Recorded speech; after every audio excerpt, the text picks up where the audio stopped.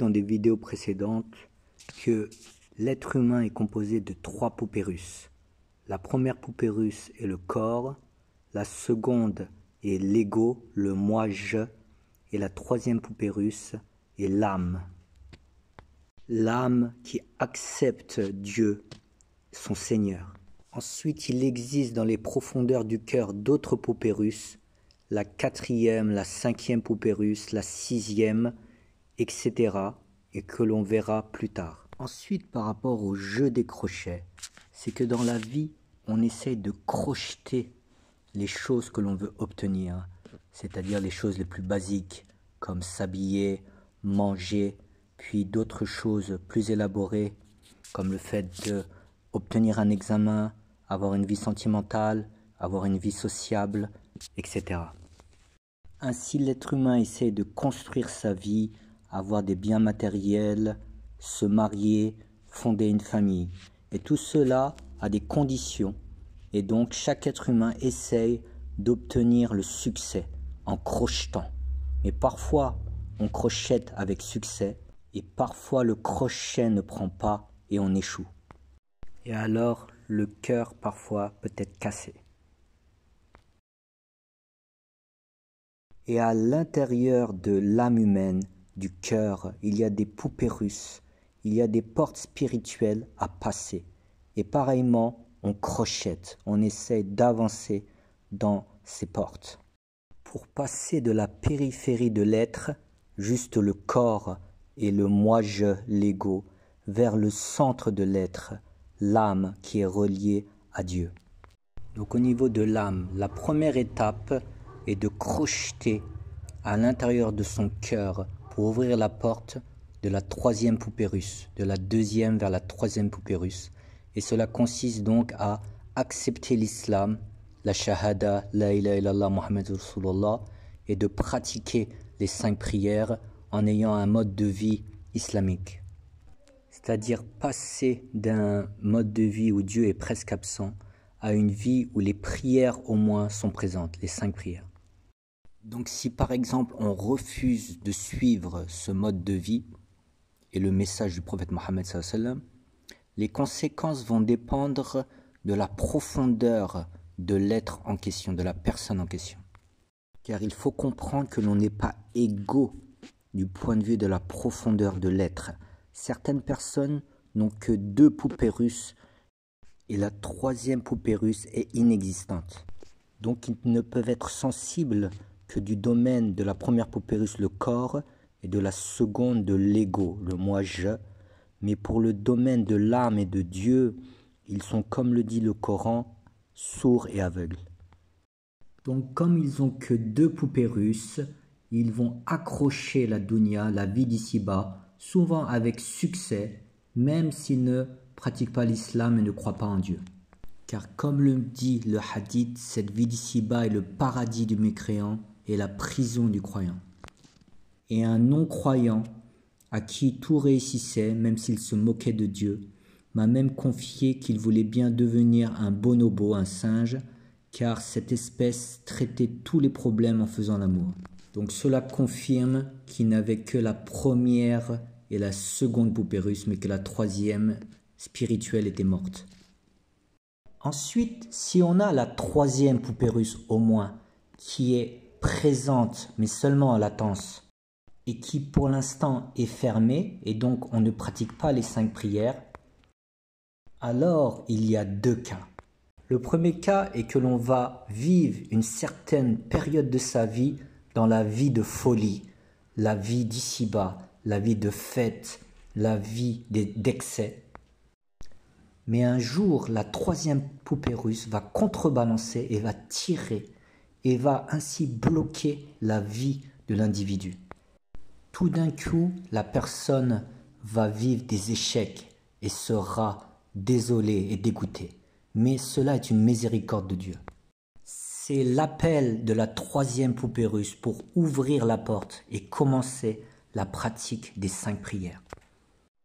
Le deuxième cas est que certaines personnes ont une âme extrêmement profonde avec la 4e et la 5e poupée russe qui est en eux. Donc, on peut voir que ces personnes sont déjà bloquées depuis le début de leur vie. Ils se sentent étrangers dans ce monde, comme en prison. Donc, la troisième et la quatrième et la cinquième poupée russe tirent sans cesse. Et donc, la personne, quand elle découvre les 5 prières et l'islam, c'est comme naturel et c'est comme une délivrance pour elle. Donc, la clé à ce niveau pour stopper les épreuves externes et internes et ressentir la sérénité et réouvrir les portes qui se fermaient jusque-là, la clé, c'est de commencer la prière et d'avoir une vie et un cadre de vie équilibré et sans folie, et ainsi de réintégrer Dieu dans votre vie.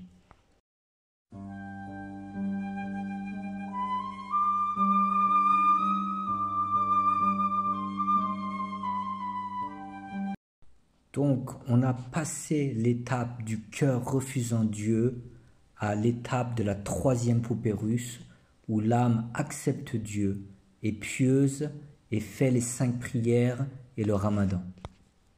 Cependant, à part cela, elle est beaucoup dans l'insouciance, les matchs de foot, les séries télé et 1000 activités en dehors de l'islam, et elle n'essaye pas d'approfondir l'islam et la connaissance islamique. Donc si on a seulement 3 poupées russes en soi, ça peut passer, donc on passe sa vie comme ça entre les prières et une certaine insouciance. Mais si la 4e poupée russe est ouverte, ce type de vie ne va pas aller. C'est-à-dire que la 4e poupée russe qui est à l'intérieur de soi et qui demande à être ouverte va tirer, va faire des appels jusqu'à que l'œuf commence à craqueler et que l'éclosion, la nouvelle naissance est prête. Alors la vie de la personne commence à s'immobiliser et les choses vont moins bien. Le jeu de crochet marche moins et on a moins de réussite. Et on ne sait pas pourquoi on multiplie les épreuves, et ces épreuves peuvent être matérielles, comme des problèmes liés au travail, ou sentimentaux comme le divorce, ou bien même spirituels et psychologiques comme la dépression.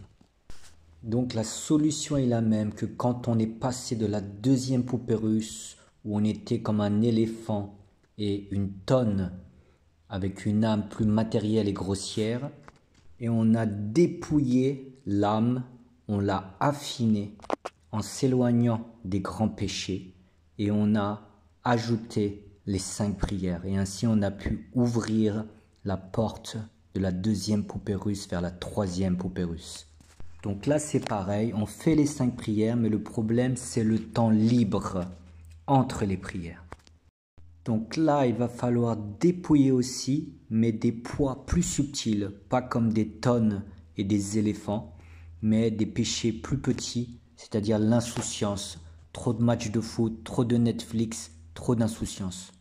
Et rien pour l'islam en dehors des 5 prières.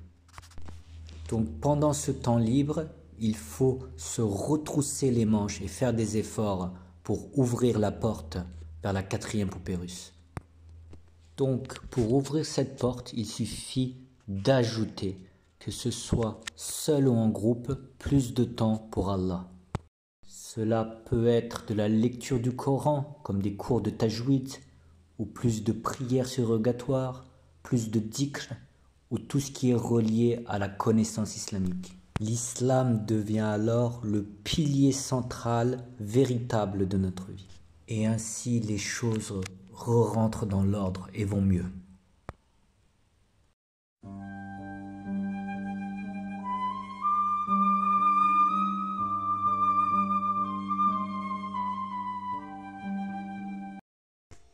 Ensuite, l'âme numéro 5 est l'âme des trésors infinis, de l'illumination. Mais pour entrer et ouvrir cette porte, il faut enlever les maladies subtiles. Les maladies subtiles du cœur, comme l'ostentation. Et ceci est l'expérience de l'imam Ghazali. Mais qui était l'imam al-Ghazali? L'imam Ghazali était un imam du 5e siècle de l'Hégire. L'imam Ghazali était un grand savant de la jurisprudence et très connu et célèbre. Mais au fil du temps, il se rendit compte que malgré toute la connaissance théorique et de jurisprudence qu'il avait, il était comme mort spirituellement, comme si son cœur était sec et ne ressentait pas la présence et l'amour divin. Il demanda la guidance à Allah et il eut un signe lorsque sa langue se paralysa. Alors, il quitta son poste d'imam et fit une retraite de 10 années auprès des grands maîtres soufis. Il atteignit alors le but, c'est-à-dire l'illumination et l'amour divin. Et ensuite il reprit son poste d'imam, mais il dit « Sur ce mimbar, dans mon ancienne vie, j'ai fait des kaba'ir, des grands péchés. » Il parlait des maladies subtiles de l'âme que sont l'ostentation et d'autres maladies que l'on peut détecter seulement que par un long périple et une longue éducation spirituelle. Donc tu es peut-être pris par le phénomène Ghazali si ton islam est très fort et que tu es dans l'étude, tu es dans les conférences, ou tu es même quelqu'un qui a de l'influence sur les gens, ou même tu fais de la publicité pour une voix soufie, car l'on sait que de nos jours, beaucoup de voix soufis sont très commerciales et visibles, ou même peut-être tu es un savant ou un élève savant, mais malgré cela, tu sens que ton cœur est lourd et sec, et que ta vie se bloque et que rien ne réussit. En réalité, c'est une bonne nouvelle, c'est que c'est la 5e poupée russe qui est en toi, qui commence à s'ouvrir, et elle commence à tirer, et donc les choses s'immobilisent pour que tu puisses progresser et entrer dans cette porte. Car à ce niveau, ça devient de plus en plus subtil, comme de la plongée sous-marine, donc il faut continuer à tailler le cœur et à enlever les poids. Donc même si on appuie les poids de tonnes du passé, ici même des poids en kilos même de sable sont trop lourds pour la plongée sous-marine, c'est-à-dire pour l'illumination. Donc la solution est d'aller vers l'arrière, d'aller de la lumière vers l'ombre, c'est-à-dire être moins visible en public ou sur les réseaux sociaux, et de faire un travail moins intellectuel mais plus basé sur le spirituel par le dhikr d'Allah et notamment par le chapelet ou la retraite par le nom suprême si on trouve un shir qui nous le donne, ou la retraite par le dhikr la ilaha illallah comme l'avait appris le prophète Mohammed sallallahu à l'imam Ali. Cela correspond aux paroles du shir Ibn Adala dans ses hikam, disant « Désirer t'adonner à l'activité et aux causes quand Dieu veut de toi. Le maintien dans le dépouillement, c'est t'abaisser et abandonner un haut dessein, un haut résultat spirituel. » Et ensuite il dit « Enfouis ton existence sous le sol de l'isolement dans l'ombre, car le germe issu d'une graine non enfouie ne parvient pas à produire des fruits parfaitement matures. Rien n'est plus profitable au cœur que l'isolement, par lui il entre dans l'arène de la méditation. Comment un cœur pourrait-il être illuminé tant que les formes des choses existantes se reflètent encore dans son miroir ?» Fin de citation. Et ensuite, une fois guéri, après ce long périple comme l'imam Ghazali, le disciple ou la personne peut revenir aux gens, peut revenir au public, car il est maintenant guéri spirituellement. Et c'est même un devoir. S'il ne le fait pas, c'est une faute. On commence par le dukhul fi sabilillah, l'entrée en Allah, l'isolement, et on finit, quand on devient un vrai homme, au khuruj fi sabilillah, c'est-à-dire sortir auprès des gens. Mais khuruj sans connotation du mouvement, juste en général, que ce soit enseigner aux gens, faire la da'wa, etc. Et ensuite, pour les poupées russes numéro 6, l'âme du dialogue intime, et les poupées russes numéro 7, l'âme parfaite, ils appartiennent à l'élite de l'élite, et leurs épreuves ne sont pas les mêmes que la masse des gens. Ils sont dans un autre monde, le monde de la ma'rifa, le monde de la gnose. C'est la station des prophètes et des saints véridiques. Et donc pour eux, l'angoisse ou la joie, les épreuves ou les faveurs divines, l'or ou du simple sable, tout cela est égal pour eux. Ils sont dans l'équanimité, dans le monde de la gnose.